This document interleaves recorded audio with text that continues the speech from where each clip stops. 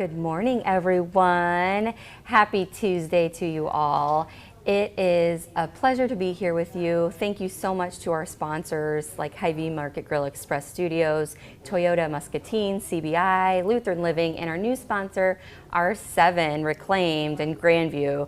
I'm excited because I get to go get a little sneak peek out at the barn this afternoon, and I'm excited to bring back some content and a little walkthrough tour of the barn for you all tomorrow on the show, maybe even. But super cute place, so if you have some time this weekend, make sure that you go out and visit them. Mardi Gras, there's a lot of things going on today. I don't know I don't know what the celebrations look like for that this year, but it's also National Almond Day and National Pancake Day, which I can see out of the corner of my eye my beautiful daughter enjoying a big fat fluffy pancake from Hy-Vee this morning.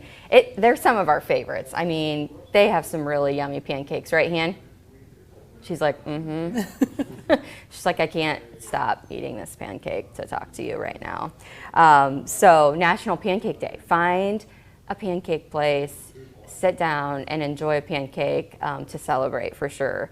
It is a bit chilly out still. I can't wait until the day that I can say, ooh, it's like above zero, guys. Let's celebrate. Hopefully that's soon, but for now, we're just gonna stay cuddled up in our houses or in our coats or blankets or whatever we can to stay warm. Also, this day in history is sponsored by our friends at Lutheran Living, and I was looking through last night and like, okay, which one of these are really important? And nylon was patented on this day, February 16th in 1937. And to me, I hate nylons, absolutely hate them. I think it's like the worst thing ever. They're uncomfortable and itchy, and I'm not into all of that, but some women swear by them. So I'm sure that they are grateful today, but I am not a fan of the nylons. Are you guys? Do you guys like to wear them, or is it just me that hates them? I am not a fan of anything that's confining and tight, and yeah, no, I'm not a big fan of that. So, but nonetheless, it is a day in history that I'm sure some people will celebrate today, and a big deal because nylon, it's not just used for us to wear on our legs, but several other uses as well. So pretty cool. February 16th, 1937, that's when when the patent was created, and off they went with producing that. So this morning I have, obviously you can see my co-host here, Flat Marissa, is here with us this morning, as well as Judy from the Domestic Violence Shelter here in Muscatine. And we talked a little bit earlier, I think it was, I don't know, yesterday or the day before, when I reminded you guys about Giselle and Trevor's fundraiser that they're doing, and they'll actually be on the show tomorrow to talk more about that in depth.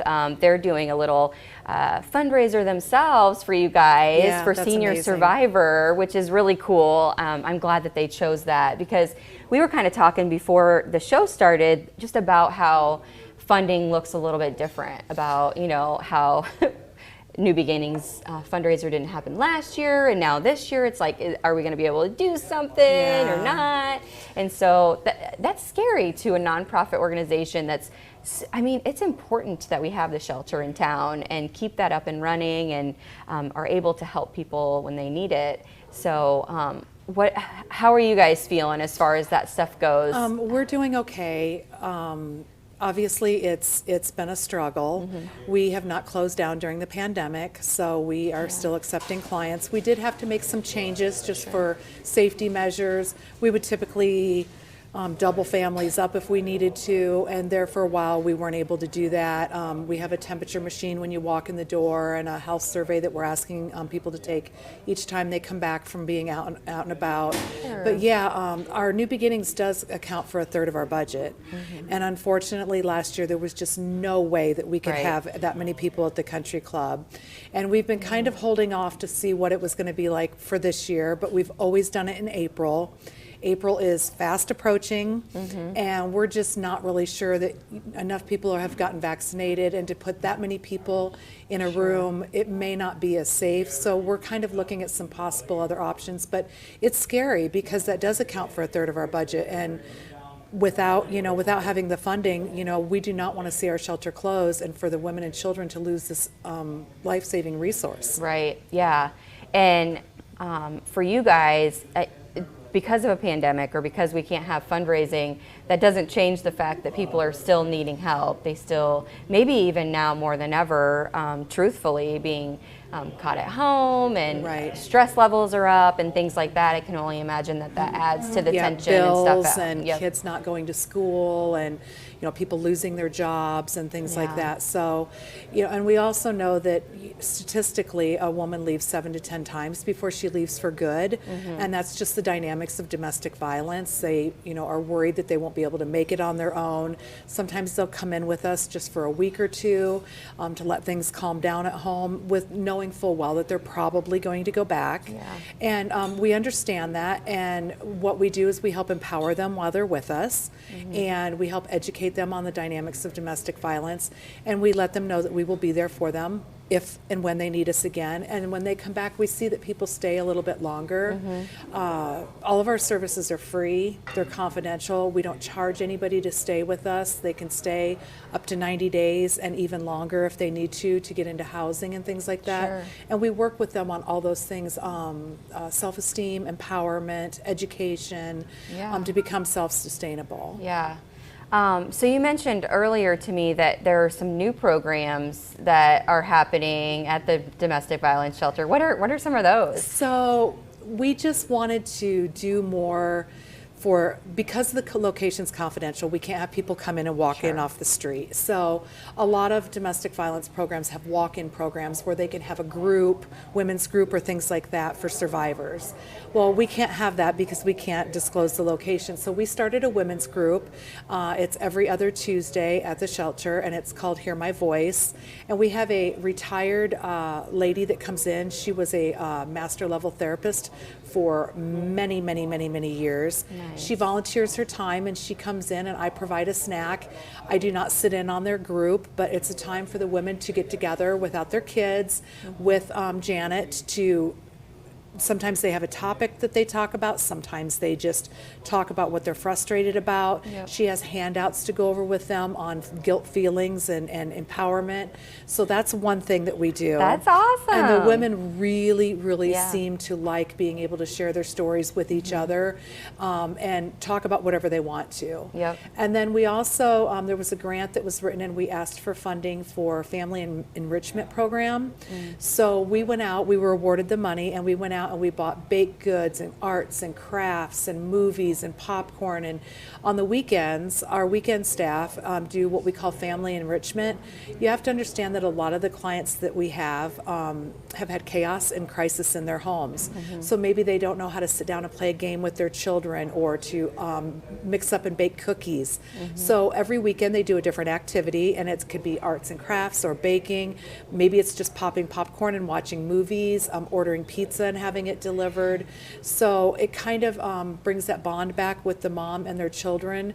Maybe they lost some of that during the domestic violence. Maybe they weren't allowed to discipline in the home. Maybe he was. And I say he because typically domestic violence is a female crime, but we do recognize that there are male victims out there as well. So we have that, and we are hoping to start like possibly a book club or something. Ooh. And we also have started in the last like 6-8 months where public health can actually come to the shelter. So it's safer for the women and children. They don't have to walk to public health or walk to MCSA to be seen during the food pantry. They actually, a nurse and a counselor comes in every other week, and they can offer, immunizations, blood sugar checks, blood pressure. So it's just something else that we can bring into them and offer to them. So it's kind of nice. And then they don't have to go out in the cold or worry about safety with walking. Yeah, I mean, you think about, I'm sure when they are in a safe place like the shelter, leaving that safe place seems pretty scary. So amazing that public health's able to come in and provide those services. So it's one less thing that they have to leave for. I am sure that that's a we blessing. want to for them. eliminate as many barriers as possible. Nobody knows their own safety better than the victim themselves. Yep. They've been keeping themselves safe and alive for a long time. So they know their own safety, but along with the programs, new programs that we're offering, we do safety planning with them. We do weekly goals with them every week, and we work really closely with the housing stabilizers and housing. We help them with housing, employment, getting replacement documents. A lot of them come in with only the clothes on their back, or their important papers have been destroyed. So we help them with a lot of things while they're there. Right. And I'm sure half the battle, if you will, is probably just getting them comfortable with you guys and making sure they know that you're a place that they can trust, and building that confidence and stuff. So I love the Family Enrichment, that new program that you were talking about, because you think about the chaos that is created when you don't feel safe, or when you're not sure, what's going to happen next. It would be hard to sit down and, relax to play a game. I'm sure, just that constant turmoil. Walking on eggshells all the time is hard. So sometimes when families come in, we'll say to the mom, we'll be like, "Oh my goodness, your kids are so quiet," and she's like, "They had to be, because so and so didn't want them to play or make noise or cry." So, and we'll be like, "Well, they're here now, they're safe," and you'll see over the next couple days how they'll kind of open up a little bit, and you'll see them start to be children again and start to run through the house and play. And the shelter is a beautiful home. It has curtains on the windows. It has all the beds are made up with handmade quilts. We have flowers and plants, and it really is their home when they come there, and we don't want them to feel like they are coming into our workplace. Right. I go to work every day in their home. It may only be a temporary home, but we want them to feel like it's a place where they can breathe and gather their thoughts and regroup and figure out what they want, and in many cases also to reconnect with family and friends if they've been isolated from them for a long time. So I couldn't ask for anything better of a job. I wish we didn't have to have a shelter, but unfortunately we do. Right. And I think the important thing too for us to remember as a community is that this shelter is used every day by women and children, and it's kind of our job, if you will, as community members to make sure that we have this safe place. So without the New Beginnings fundraiser, how are we going to help? Maybe it's just, if you have a little something to give, you can write a check and designate it to the Domestic Violence Shelter and send that money anyways. I don't know. What other ways can community help make sure that you guys have the things that you need? And Sure. Well, obviously, without sounding horrible, money. I mean, the New Beginnings does count for a third of our budget, and we get funding from United Way, and I always said that our shelter, it takes a village to keep it running. And about 6 years ago, when they were going to close our shelter, the community was outraged and said, absolutely not. We are not going to lose this resource. And they stood up and they said, I don't want to lose this. I don't want our community members to have to go to another town or another state if they could even get in. So funding would be a big thing, especially since we don't have our New Beginnings right now. So of course, checks could be made out to MCSA Domestic Violence Shelter. Our website has a place where they can go on and they can donate through PayPal and things like that. We do still have some of our lovely peace fish. They were from last year that we normally would have sold the rest of them. They are from Isabel Bloom, and they are in the purple sparkle, which is for domestic violence.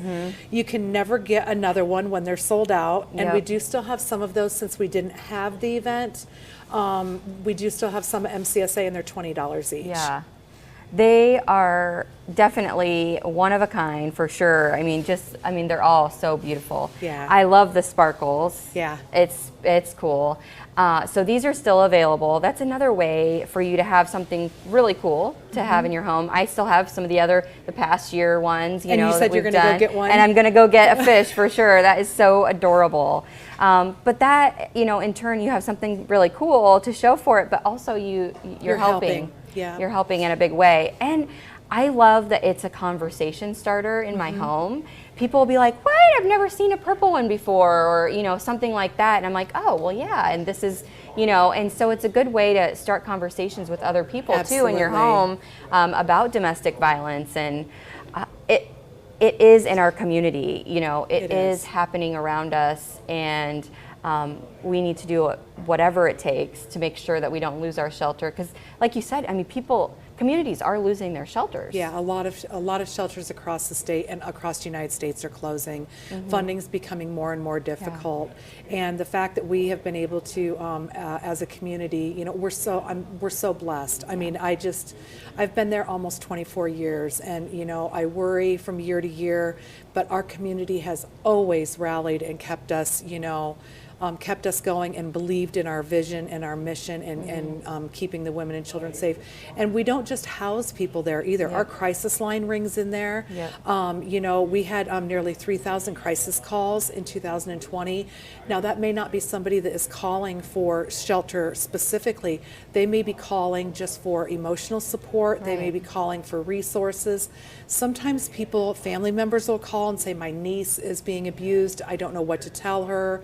And sometimes we have people that'll call and say, I don't know if I should really be calling this number because, my husband doesn't really hit me, but, my name's not on the bank account and he pushes me sometimes. And we have to let them know that those are still forms of domestic violence. It's not just being hit with a fist. There's, sexual, psychological, emotional, financial. So sometimes they just need validation that what they're going through is domestic violence. Right, yeah. Yeah, and sometimes it's just the voice on the other end of the line that somebody understands what they're going through and is there to help. And even, I'm not an expert by any means, but in school I did learn a lot about how, sometimes it is just the voice on the other end of the line and knowing that when they're ready, it might not be that day that they call. That's exactly right. It may be weeks or months or even sometimes years later. But they know that there's a place. Yes. Yep. And we don't want that to go away. Right. Ever. I have chills just like saying that, like thinking that. We have an amazing shelter in our town, and we have to make sure that we rally to ensure that it stays in our town, because maybe we should explain what would happen in a situation like that if we didn't have our own. They could have to go to a different state. State, and now the pandemic, a lot of people aren't taking people from other states.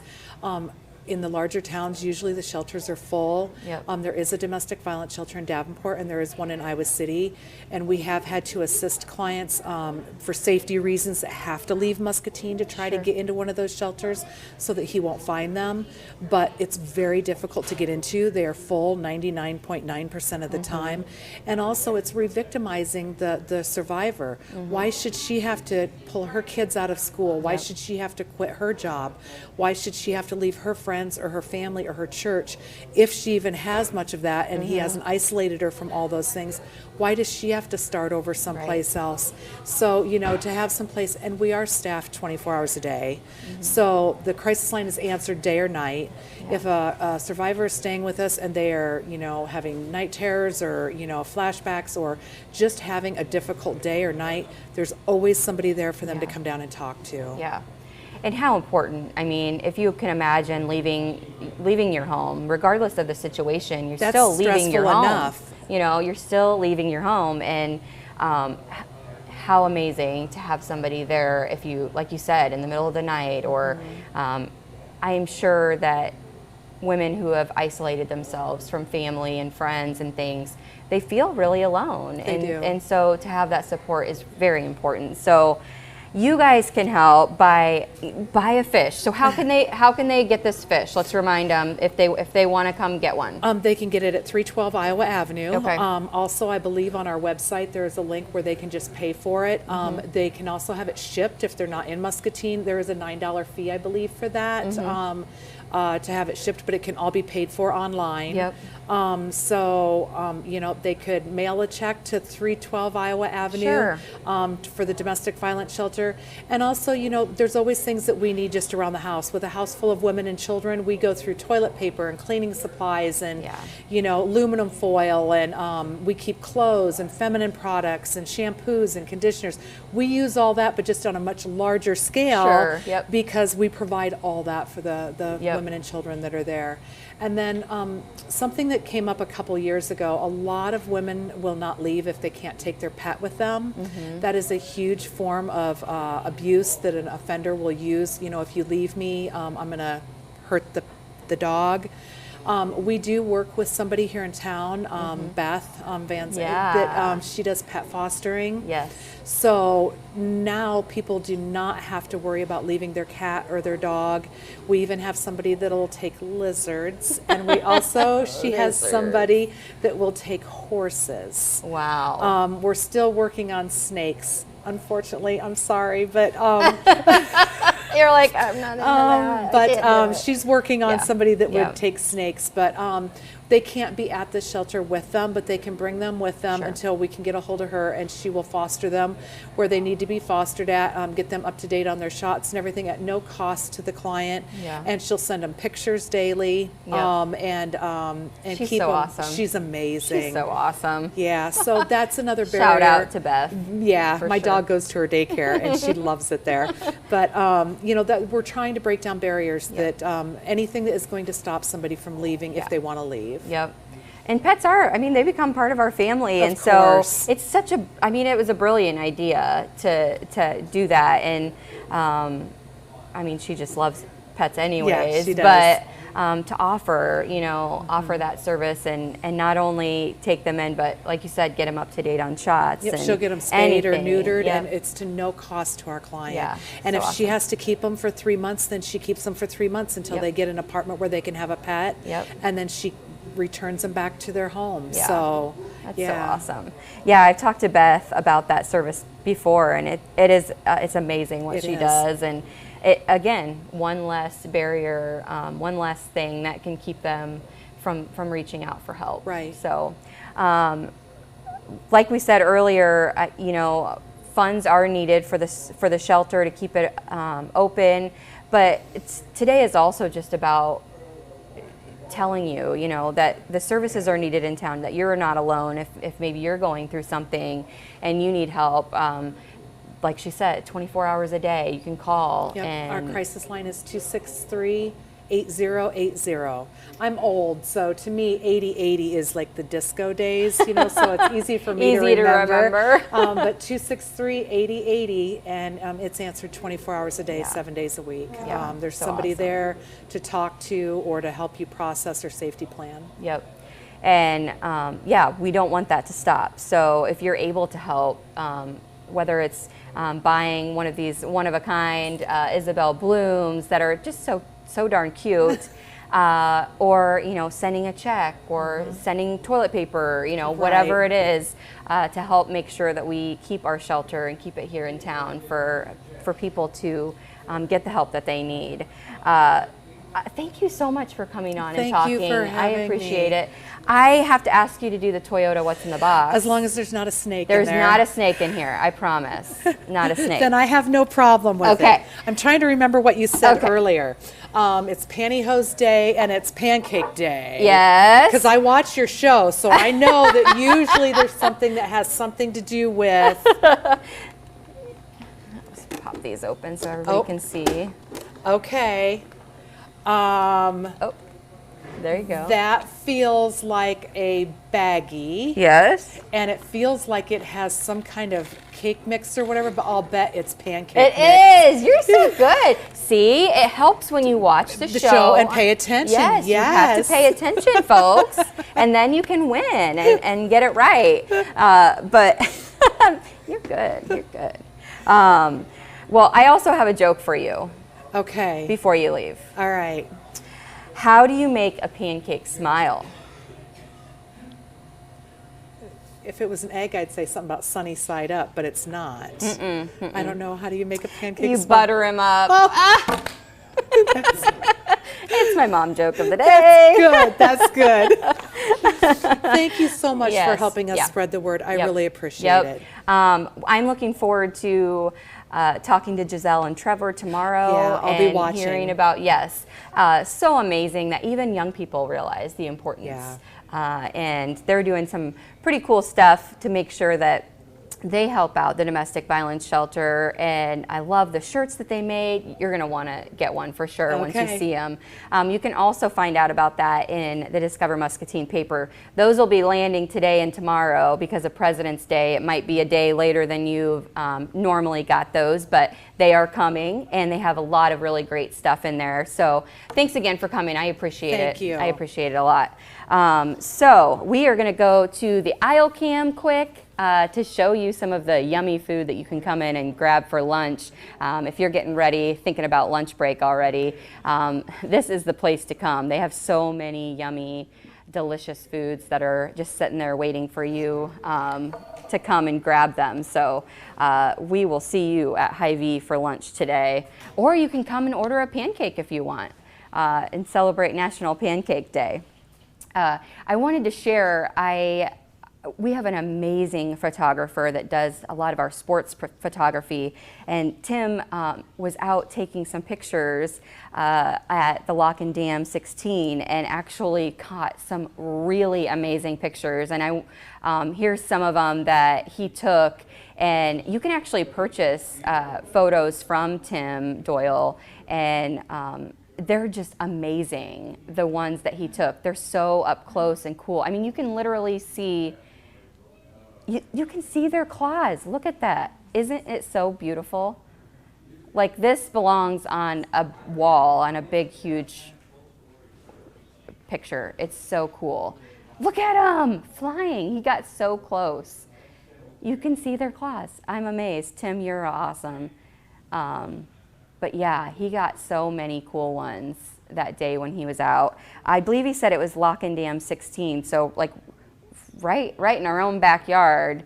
Such an amazing, beautiful creature. So just a little kudos to him and props to him for being such an amazing photographer.